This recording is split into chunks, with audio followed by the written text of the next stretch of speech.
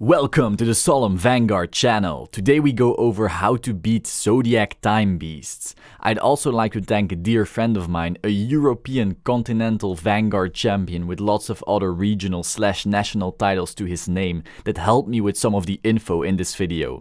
But who I won't be calling by name because he didn't mention me in his latest interview either. We'll never know who you are, German mystery man. Now, in my last Bladewings video, I went over their game plan grade by grade, which made sense because they always follow the exact same pattern.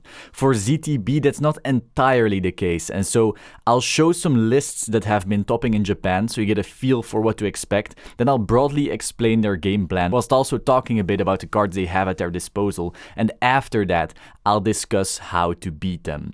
Spoiler alert, there's not a whole lot you can do. But first, a message from our sponsor. Sponsored by Royalty Playmat Designs, the perfect way to get a custom and exclusively for you design for your Vanguard playmats. Choose your units, choose some or no zones, choose a tagline, a team name, the name of your bunny, anything your heart desires at Royalty Playmat Designs. Getting right into the lists, generally they'll run the obvious 4 Chronojet Dragon G, which they want to ride at all times, and then a combination of Snake Boy, Tiger Boy or Bull Boy. Usually Snake Boy is the preference because it makes 21k columns when boosted and gives some needed counter charged, whilst Bull Boy is just a gigantic beatstick. For grade 2s we usually see some 10k smaller Snake Boy accompanied by the ridiculously strong Pulsar Cruising Dragon and Unicorn Boy. We also see Pulsar Tamer Manish decked in as a 2-off here and there to deal with the Blade Master matchup. For grade 1s, there's 4 of the Stride Fodder Dragon Boy, 4 of the Draw Dragon Boy, which is Transit Dragon, and 4 of the Ezra's but freer Perfect Guards. So yeah, this Perfect Guard is so good they can keep lasting in the late game. Finally, we see Chronodran as a Forerunner, sometimes even played at 2 copies, and then 8 crits and 4 of the Broken Stand Sheep. For grade 4, not much has changed. We pretty much take the typical Gear Groovy, Next Stage, Avenir Phoenix, 2 techs, one being Split Pegasus, Seabreeze, G-Guard, and also now 2 Geared Nexts, which is just a better Next Stage.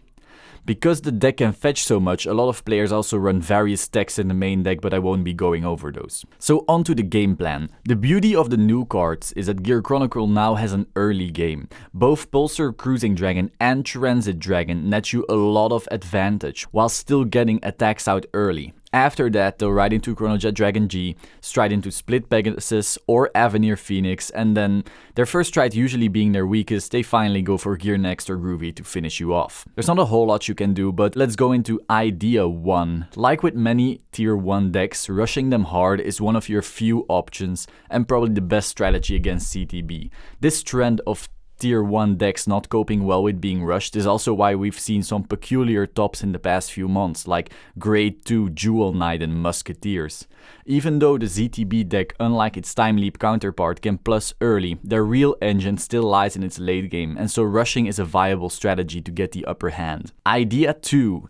If you have any way of getting rid of Pulsar Cruising Dragon early on, do so. The card nets way too much advantage without any apparent drawback. Counterblast is relatively expensive, but their new restanding Vanguard doesn't even need that. This card, paired with Transit, sets up their hand before they get to the mid and late game, where they truly shine. Sadly, Transit will be gone before you can do anything about it, so nuking Cruising is your only option here. Idea 3. If you're a deck with a card like Gatling Claw Dragon or any other grade 0 removal, get rid of Chronodran as fast as possible.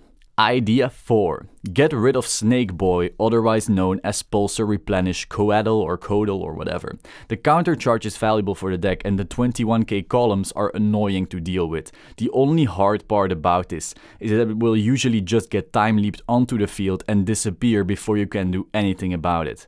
Regardless, if you get an opportunity to nuke it, do so. Idea 5. If they go into Split Pegasus, that's their weakest turn, so don't waste resources there. Shit will hit the fan in the coming turns.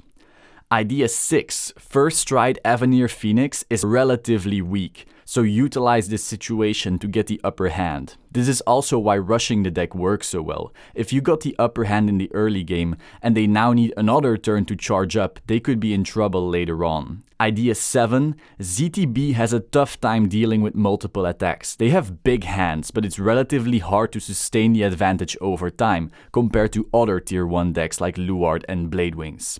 So that was it for this video. Overall, this deck, Battle Sisters and Bladewings, are truly the best decks of the format after G-Booster set 12, so there's not a lot of things one can do to truly beat them consistently. It'll still be a really hard matchup to win.